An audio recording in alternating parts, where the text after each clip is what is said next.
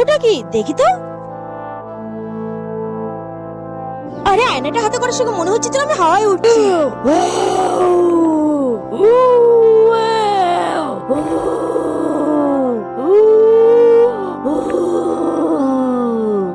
আরে এটা তো জাদুর আয়না, আয়নার কারণে দিদি রাক্ষস হয়ে গেছে।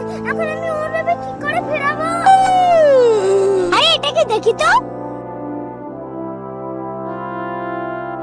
হাবিজাবি বাজারে যাও, পোকা লেবু খাও আর যৌবন ফিরে পাও। হে ভগবান, আমি এখন হাবিজাবি বাচ্চার কোথায় পাবো?